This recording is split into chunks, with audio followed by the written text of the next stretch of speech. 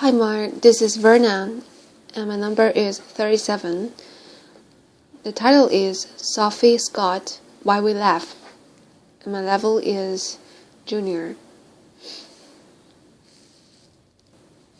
Did you know that you're 30 times more likely to laugh if you're with somebody else than if you're alone? Cognitive neuroscientist Sophie Scott shares this and other surprising facts about laughter in this fast-paced, action-packed, and, yes, hilarious dash through the science of cracking up.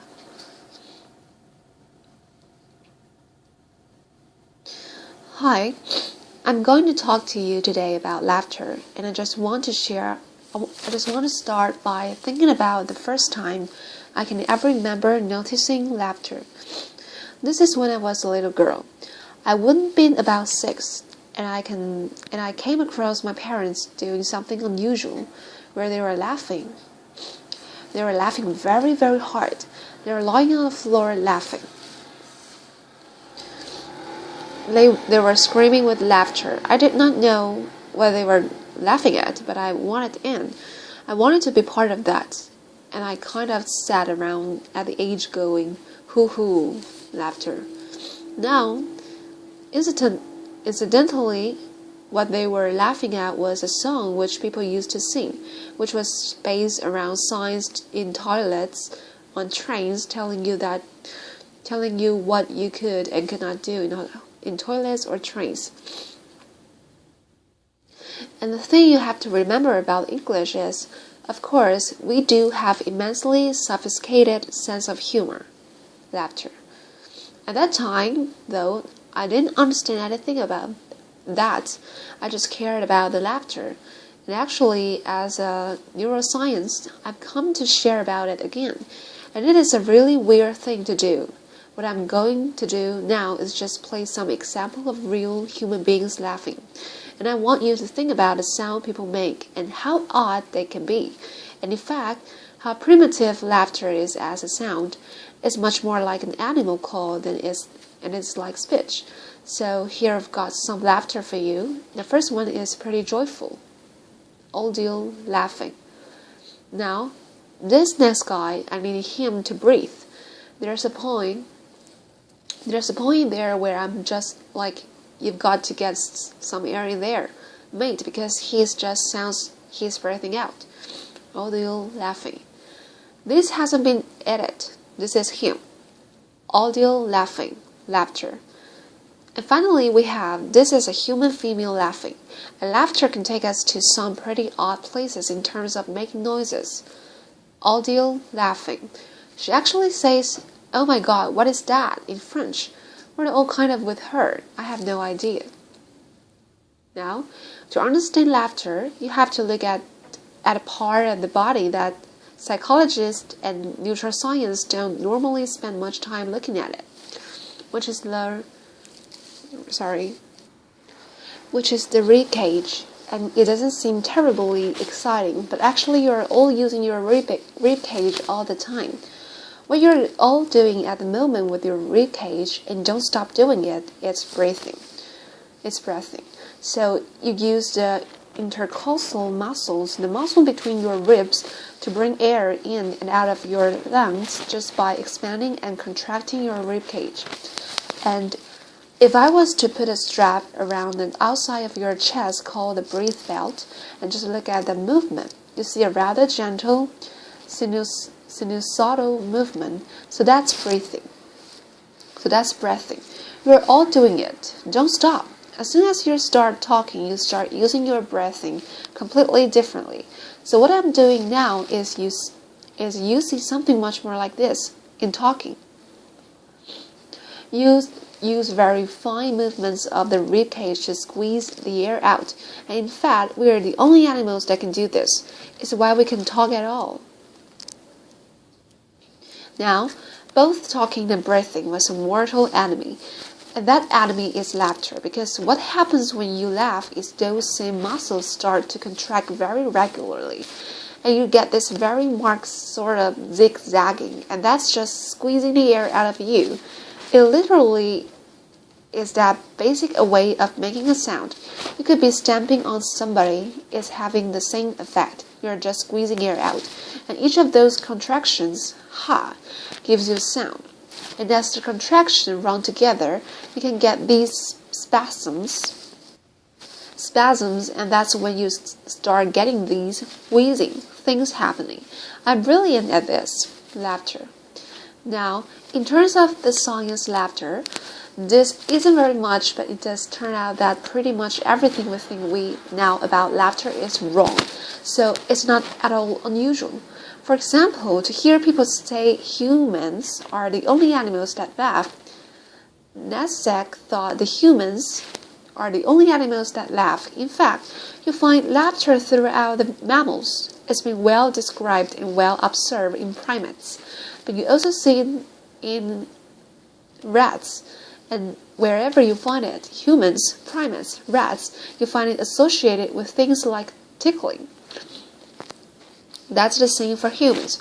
You find it associated with play, and all mammals play. And wherever you find it, it's associated with interaction. So Robert Proven, who has done a lot of work on this, has pointed out that you are 30 times more likely to laugh if you are with somebody if you are with somebody else than if you are on your own. And where you find most laughter is in social interaction like conversation. So if you ask human beings, when do you laugh? They'll talk about comedy, and they'll talk about humor, and they'll talk about jokes. If you look at when they laugh, they are laughing with their friends. And when we laugh with people, we're hardly ever actually laughing at jokes. You are laughing to show people that you understand them, that you agree with them, that you are part of the same group as them. You are laughing to show that you like them. You might even love them. You are doing all that at the same time as talking to them. And laughter is doing a lot of the emotional work for you. Something that Robert Proven has pointed out, as you can see here. And the reason why we were laughing when we heard those funny laughs at the start, and why I was laughing when I found my parents laughing, is that it's an enormously behavioral, contagious effect. You can catch laughter from somebody else, and you're more likely to catch laughter of somebody else if you know them. So it's still modulated by this social context. You have to put humor into one side and think about the social meaning of laughter, because that's where its original lies. Now, something I've got very interested in is different kinds of laughter, and we have some neurobiological evidence about how human beings vocalize to suggest there might be two kinds of laughs that we have. So it seems possible that the neurobiology for helpless. Involuntary laughter, like my parents lying on the floor screaming out about silly song, might have different basis to it than some of that more polite social laughter that you encounter, which isn't horrible laughter, but it's a behavioral somebody is doing as part of their communicative act to you, part of their interaction with you. They're choosing to do this. In our evolution, we have developed two different ways of vocalizing. Involuntary vocalizations are part of an older system than more voluntary vocalizations like the speech I'm doing now. So we might imagine that laughter might actually have two different roots. So I have been looking at this in more detail. To do this, we've had to make recordings of people laughing, and we have had to do whatever it takes to make people laugh. And we got those same people to produce more posed social laughter. So imagine your friend told a joke, and you are laughing because you're like your friend, but not really because the joke's all that. So I'm going to play you a couple of those. I want you to tell me if you think this laughter is real laughter, or if you think it's posed. So is this involuntary laughter or more voluntary laughter? Audio laughing. What does that sound like to you? Audience, posed, sophisticated, posed. How about this one? Audio laughing. laughter. I'm the best, laughter. Applause. Not really. No, that was helpless laughter. And in fact, to record that, all they had to do was record me watching one of my friends listening to something I knew she wanted to laugh at. And I just started doing this. What you find is that people are good at telling the differences between real and posed laughter. They seem to be different things to us. Interestingly, you see something quite similar with chimpanzee. Chimpanzees laugh differently if they are being tickled than if they are playing with each other. And we might be seeing something like that here. Involuntary laughter, tickling laughter, being different from social laughter. They're acoustically very different. The real laughs are longer. They're higher in pitch. When you start laughing hard, you start squeezing air out from your lungs under much higher pressure than you could ever produce voluntarily. For example, I could never pitch my voice that high to sing. Also, you start to get these sort of contractions and weird whistling sounds, all of which mean that real laughter is extremely easy or feels extremely easy to spot. In contrast, posed laughter, we might think it sounds a bit fake. Actually, it's not. It's actually an important social cue. We use it a lot.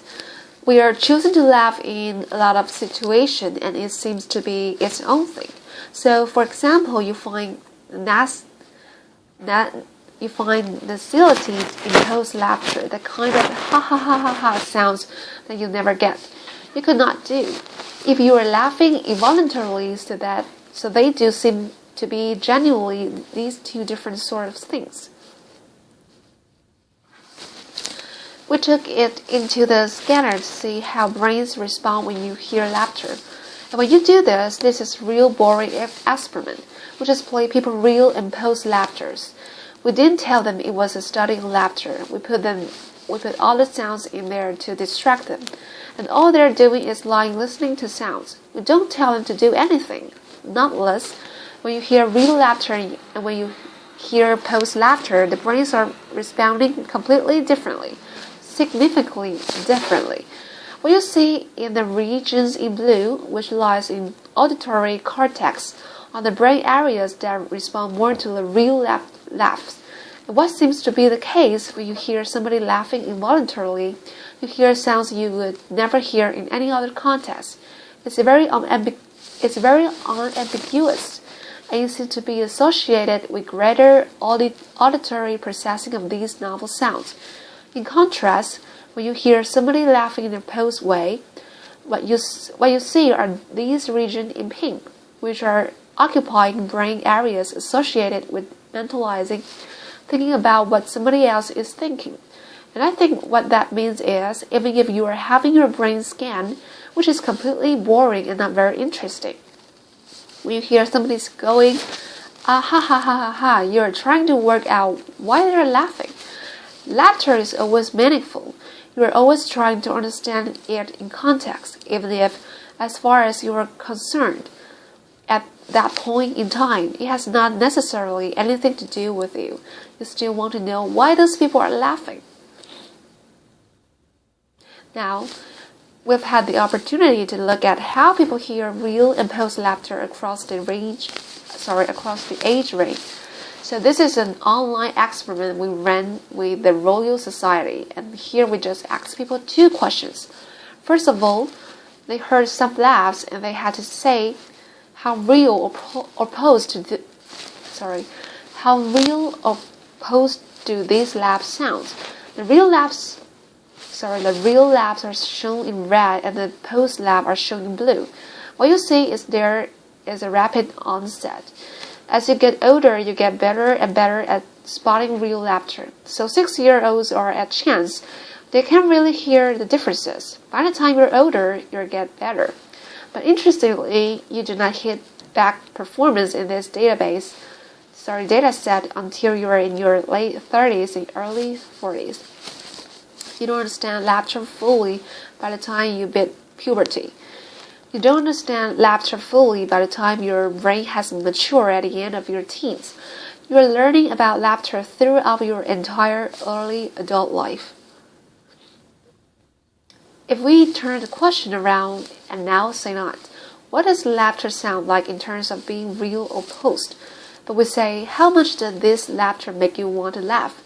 How contagious is that laughter to you? We see a different profile. And here, the younger you are, the more you want to join in when you hear laughter. Remember me laughing with my parents when I had no idea what was going on. You really can see this. Now everybody, young and old, finds a real laugh more contagious than a post laugh. But as you get older, it's all become less contagious to you.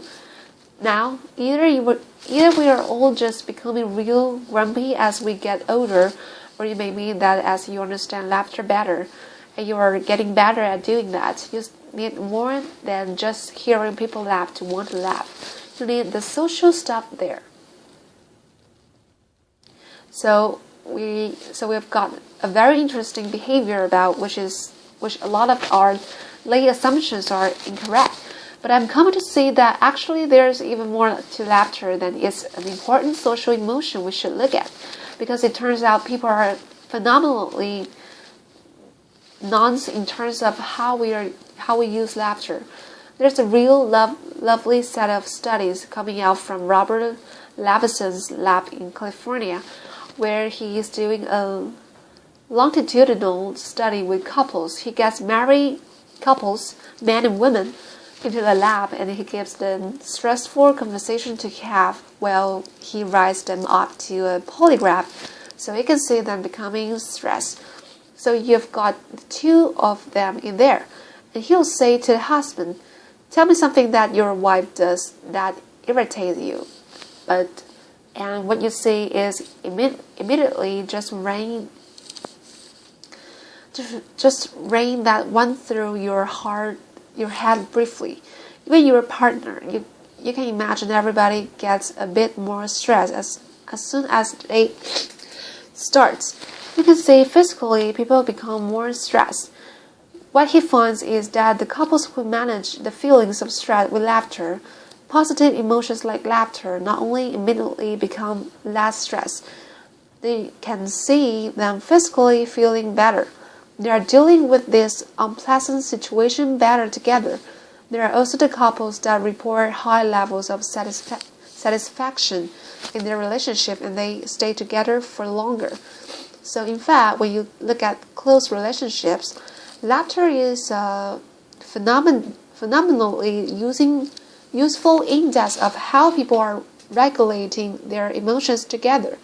We're not just emitting it at each other to show that we like each other. We're making ourselves feel better together. Now, I don't think this is going to be limited to romantic relationship. I think this is probably going to be a characteristic of close emotional relationships such as you might have with your friends, which explains my next clip, which is of a YouTube video of some young man in the former East Germany on making a video to promote their heavy metal band. And it's extremely magical, and the mood is very serious. And I want you to notice what happens in terms of laughter when things go wrong and how quickly that happens and how that changed the mood. His coat.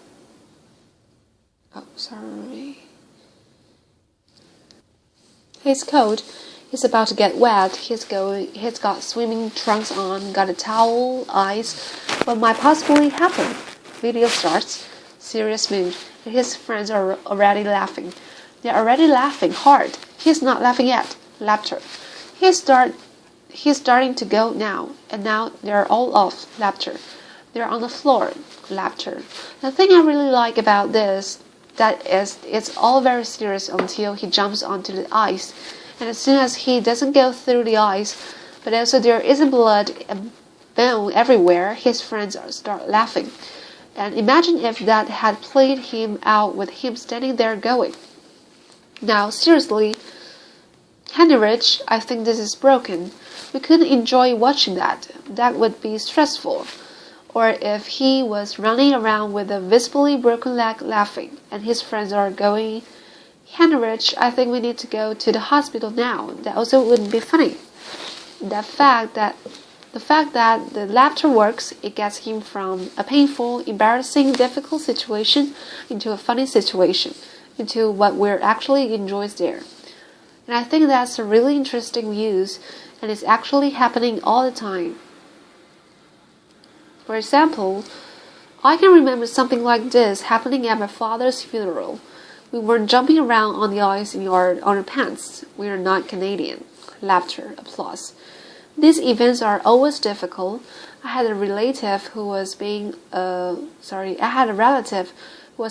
bit difficult. My mom was not in a good place, and I can remember finding myself just before the whole thing started telling this story about something that happened in a 1970s sitcom. And I just thought at the time, I don't know why I'm doing this. And what I realized I was doing was I was coming up with something from somewhere I could use to make her laugh together with me. It was a very basic reaction to find some reason we can do this. We can laugh together. We are going to get through this. We're going to be okay. And in fact, all of us are doing this all the time. You do it so often, you don't even notice it. Everybody underestimates how often they laugh, and you are doing something when you laugh with people. That's actually laughing you access a really ancient evolutionary system that mammals have evolved to make them maintain social bonds, and clearly to regulate emotions, to make ourselves feel better. It's not something specific to humans. It's a really ancient behavior which really helps us regulate how we feel and makes us feel better. In other words, when it comes to laughter, you and me, baby, ain't nothing but mammals. Laughter. Thank you. Applause.